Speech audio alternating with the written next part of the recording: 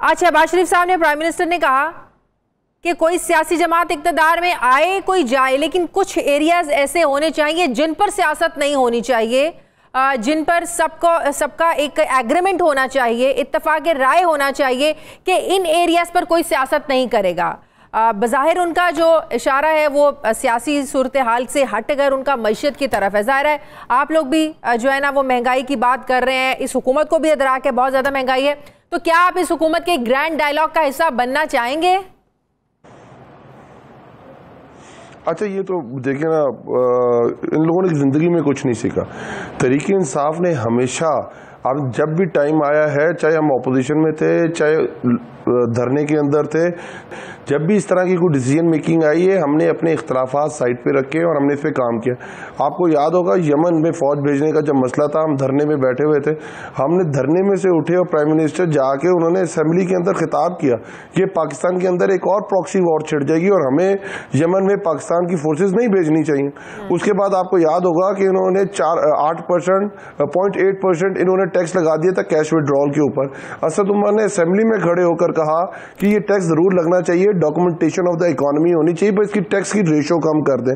उसके बाद एपीएस के ऊपर आपको याद होगा, जब एपीएस हुआ उसके ऊपर जो लेजिस्लेशन हुई, तहरीक इंसाफ उन मुज़ाकरात का भी हिस्सा बनी और उसके अंदर सारे स्टेक होल्डर्स के साथ भी बैठी।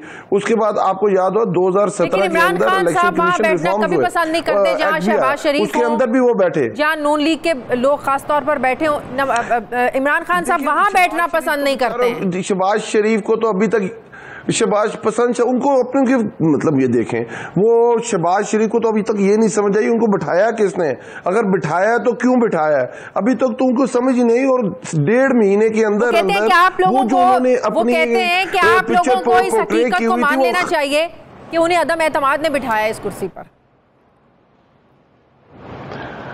अच्छा जी, हमने मान लिया, पर लोगों को भी ये मान लेना चाहिए और लोग ये मान चुके हुए हैं और लोगों को यकीन हो गया है कि जिस तरह 1980 के बाद से शहबाज शरीफ को पोर्ट्रे किया गया था, is a very good administrator. अब आप लोगों को भी और लोगों को भी मान लेना चाहिए कि वो सब ढकोसला था। अगर मैं जिस तरह दौरा तुर्की की तस्वीरें छाप दूंगा, टॉयलेट्स के ऊपर अपनी तस्वीरें लगा दूंगा, वाटर कूलर के ऊपर अपनी तस्वीरें लगा दूंगा और साबित करूंगा बहुत अच्छा एडमिनिस्ट्रेटर हूं, वो 1.5 महीने के अंदर खुल के सामने आ गया है। आपके सामने इस मुल्क के हालात क्या है। 1.5 महीने के अंदर 47% इन्होंने पेट्रोलियम प्राइसेस ज्यादा कर दी हैं, 45% इन्होंने गैस प्राइसेस ज्यादा कर दी हैं, डॉलर 170 से लेकर 200 की सेंचुरी टच कर चुका हुआ है। पाकिस्तान की 1 महीने के अंदर आपकी एक्सपोर्ट्स गिर चुकी हुई हैं। पाकिस्तान के अंदर जो आपके वज़ीर ख़ज़ाना शौकत तरीन जब IMF से मुआहदा करके आए थे, उन्होंने बताया था, उन्होंने ये बताया था कि पेट्रोलियम लेवी की मद में आप लोगों ने 30% ये पेट्रोल की कीमतें बढ़ानी है, हर महीने 4-4 रुपए करके बढ़ाने हैं। फिर आप लोगों ने 10 रुपए कम किए ना, सब्सिडी दी ना आप लोगों ने, तो आप लोगों ने भी ये कहा था कि ये सिर्फ जून तक का रिलीफ है, जून तक ये सब कुछ बर्दाश्त हो सकता है, उसके बाद नहीं हो सकता। मसला ये है कि आज तहरीक इंसाफ की हुकूमत होती है, मौजूदा हुकूमत बैठी है, दिस वे और दैट वे ये प्राइसेस बढ़नी थी। आप अजीब बातें कर रही हैं, आपको फाइनेंस का थोड़ा सा नॉलेज होना चाहिए और मुझे होगा भी। आप मुझे एक बात बताएं, इनके जमाने में 52% पेट्रोलियम लेवी ली जाती थी, 17% उसके ऊपर सेल टैक्स लिया जाता था। इन्होंने ऑयल बोनेंजा एंजॉय किया, $35 फी बैरल इनका ये तेल खरीदते होते थे। हमारे दौर में 100-110 के ऊपर हमने पेट्रोल खरीदा है, हमने डीजल खरीदा है। कोरोना आया हुआ था, सब्सिडी दी आप लोगों ने, 10 रुपए जो आपने कम किए। सुनते जाइएगा, ये तो तरीका नहीं है ना। आप मेरा आर्गुमेंट ही नहीं बिल्ड करने दे रही मुझे, आप बीच में सवाल कर देती हैं। आप मेरा आर्गुमेंट तो बिल्ड करने देना, कुछ जल्दी तो नहीं है। मैं ये कह रहा हूं कि हमारी जब इनकी हुकूमत गई थी 3700 अरब रुपए की रिसीट्स थी, हमने 6100 अरब रुपए पे रिसीट्स लेके चले गए। टैक्स टू जीडीपी रेशियो इनका 84% था, हम tax to debt to GDP 73% के ऊपर ले आए। आपके सामने हमारी रिमिटेंसेस बढ़ी $13.5 अरब से, हमारी एक्सपोर्ट बढ़ी $39 अरब पे, जो ये कम करके गए थे। हमने तो एक स्टेबल पाकिस्तान इनके हवाले किया था, हम तो सारी चीजें कॉम्प्रोमाइज कर रहे थे, हम अपने खर्चे कम कर रहे थे, हमने तो कोई 4 कैंप ऑफिसेस नहीं बनाए हुए थे। हम चाह ये नहीं कि अभी भी कर सकते हैं, कोई इतना बड़ी रॉकेट साइंस नहीं है। फाइनेंस का अगर थोड़ा बहुत मुझे भी पता है, अगर आप एक इदारे से पैसे ले रहे हैं और सुन लेना, IMF से आप लोगों ने पैसे लिए, क्या IMF ने आप लोगों को कहा था कि आप लोग 10 रुपए कम करेंगे, उन्होंने कहा था कि आप 10 रुपए बढ़ाएं। आप आईएमएफ की निगोशिएशंस के पेपर्स निकालें और जरा उनको पढ़ें, कहां ये लिखा हुआ है। देखिए आप कहते क्या, वो कहते क्या आपको, आईएमएफ कहता क्या आपको, आपका करंट अकाउंट डेफिसिट कम होना चाहिए, आपका ट्रेड डेफिसिट कम होना चाहिए। सुनती तो जाइए ना, आप सुनती तो जाइए ना, फिर आप बोली जा रही हैं बीच में, मेरी बात तो सुन ले मोहतरमा। लेकिन अगर या फिर आप वीलॉग किया करें, आप ये ना किया करें मुझे क्यों बुलाया। अगर मैं गलत बोल रहा हूं तो नाज़रीन समझे कि मैं गलत बोल रहा हूं, और आप बहुत ठीक बोल रही हो, आप बहुत अच्छी मायरे माशियात हैं, बट मेरी बात तो सुने ना। आप अगर कोई बात करेंगे, आप बोले, मुझे अगर लगेगा कि आप ये बात ठीक नहीं करें, मेरा कोई आपका कोई सियासी मुकाबला तो नहीं हो रहा, आप पीटीआई को, मैं नून लीग तो नहीं हूं, मैं तो आपसे सवाल कर रही हूँ, आपका काम है जवाब देना। आप मुझे कह रहे हैं आपको इकोनॉमी का नहीं पता, आप मुझे कह रहे हैं कि आपने मुझे लगता है आपने वो लेटर नहीं देखा। आपने देखा है वो लेटर जिसमें आप लोगों को लेटर ऑफ इंटेंट, आपको पता है कि वो 10 रुपए उन्होंने बढ़ाने का कहा था, ये कम करने का कहा था, उन्होंने बढ़ाने का कहा था। जनाब, आपके चेयरमैन साहब खुद कह चुके हैं कि हम पे प्रेशर था कि प्राइसेस बढ़ाओ, लेकिन हमने कम की। आप इस चीज को इंडोर्स करते हैं या नहीं? जब आप बोल रही होती है मैं आपके दरमियान में बोलता हूँ। जी बोले आप। मुझे आपकी बहुत सारी बातों से इख्तलाफ है। जी बोले। मैं बोलता हूँ, अगर आपने मुझे बुलाया है और मैं आपको जवाब दे रहा हूं तो लेट द पीपल डिसाइड कि मैं गलत बोल रहा हूं ठीक बोल रहा हूं। मुझे पूरा आर्गुमेंट तो कंप्लीट करने देना, आप मेरे बीच में तो ना बोले मैं गलत बोल रहा हूं, सुने उसके अंदर से सवाल उठाए। This is the way. अगर आप उसके अंदर मेरा पूरा आर्गुमेंट ही नहीं बिल्ट होने दे रही तो मैं कैसे आगे जाऊंगा, मुझे आप बता दें। चल नहीं, अब आप मेरे सवाल का जवाब देना, इस बात को छोड़े, हम कोई लड़ने तो नहीं बैठे हुए, एक शो चल रहा है, प्रोग्राम चल रहा है, मैं सारे सवालों का जवाब देने के लिए बैठा हुआ हूँ, पर मेरा जवाब तो पूरा सुनने की हिम्मत पैदा करे ना।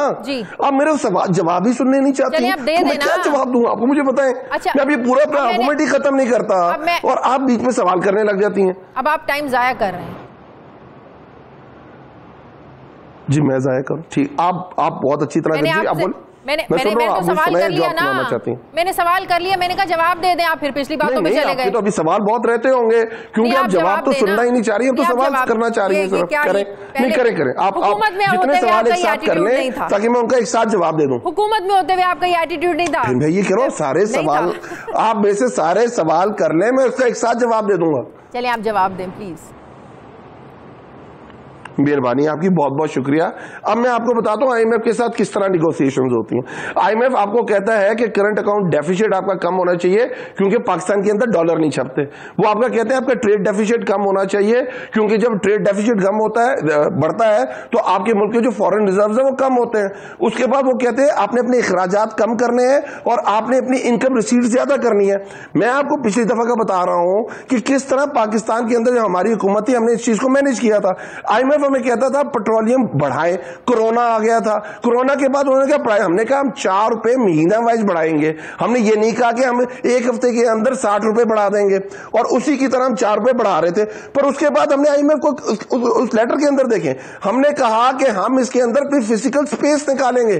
300 अरब रुपए की फिजिकल स्पेस निकाली, 90 अरब रुपए की हमने इलेक्ट्रिसिटी के अंदर स्पेस निकाली, फिजिकल स्पेस, और कहा जून तक हमने अपने आप को कवर कर लिया हुआ है। और उसके बाद हम देखेंगे अगर हमारी सीट ज्यादा हुई, वरना हम आहिस्ता ग्रेजुअली इसको आगे की तरफ लेके जाएंगे। पर मुझे आप ये बताएं कि 1.5 महीने के अंदर, एक हफ्ते के अंदर 60 रुपए डीजल और पेट्रोल की प्राइस बढ़ा देना, पहले जो हमने सब्सिडी दी वो खत्म करना, और 47% आपने इलेक्ट्रिसिटी प्राइसेस बढ़ा देना। अच्छा चले बढ़ा दी, वो बिजली तो पूरी करते, हमारे दौर में तो लोड शेडिंग नहीं हो रही थी, हर 2 घंटे बाद लोड शेडिंग हो रही है। तो इससे साबित क्या होता है? साबित ये होता है कि आप नाअहल हैं, आप निकट्टू हैं, आपको इस चीज की प्लान ही नहीं। 35 आपने साल इस मुल्क पे हुकूमत की है और आज आके भी आप लोगों को पता नहीं क्या करना है। पाकिस्तान के अंदर जो पावर प्लांट्स आप लगा के गए थे वो इस वक्त बंद पड़े हुए हैं और उनकी वजूहात देखें, आप परेशान हो जाएंगे। पाकिस्तान टाइम पे कोरोना नहीं, एलएनजी नहीं मंगा सका, पाकिस्तान टाइम पे कोयला नहीं मंगा सका, उसकी जो मेरिट के ऊपर जो प्लांट्स चलाने होते हैं आपने उसे फारिग कर दिया हुआ है। These are the reasons. अगर आप चाहते हैं बैठे, हम बैठने को तैयार हैं, हम जमहूरी जमात हैं, पहली बात शुरू होगी कि आप इलेक्शन डेट्स दें। ये दुनिया के डेमोक्रेटिक सिस्टम्स के अंदर ये नहीं होता कि अक़लियती पार्टी का वजीर आजम हो और अक्सरियती पार्टी का बंदा ऑपोजिशन के अंदर बैठा हुआ है। 156 सीटें जिस जमात के पास है वो अक़लियत में बैठ गए और जिसके पास 86 सीटें हैं वो वजीर आजम बन जाए। दुनिया के पाकिस्तान के मोस्ट क्रिमिनल जो मोस्ट वांटेड लोग हैं वो अपने कैबिनेट के अंदर बिठा दिए हैं। जिसके किसी शोबे, खुर्रम दस्तगीर को आप ले लें, जब वो पाकिस्तान के अंदर ट्रेड मिनिस्टर थे, आपको पता है पाकिस्तान की एक्सपोर्ट 25 अरब से $23.5 अरब पे चली गई थी।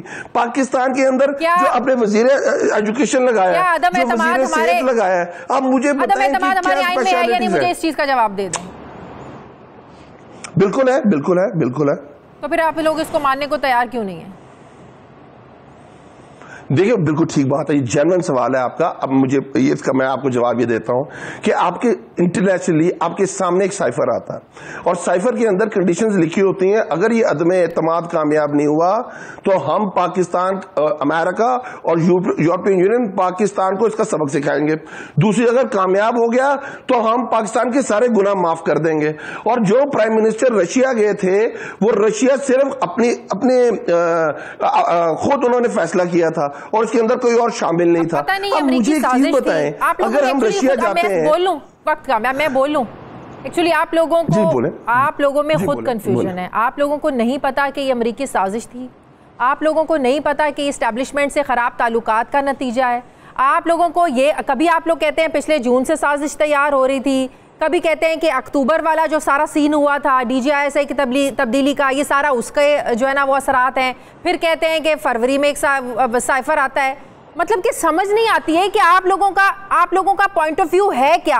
आप लोगों की अपनी पार्टी के सीनियर लोग इस चीज़ को एडमिट करते हैं, आपके इत्तेहादी एडमिट करते हैं कि अगर हमारे एस्टैब्लिशमेंट से ताल्लुकात ठीक होते तो आज हम लोग हुकूमत में होते। तो फिर कहाँ जाती है अमरीकी साजिश का बयानिया?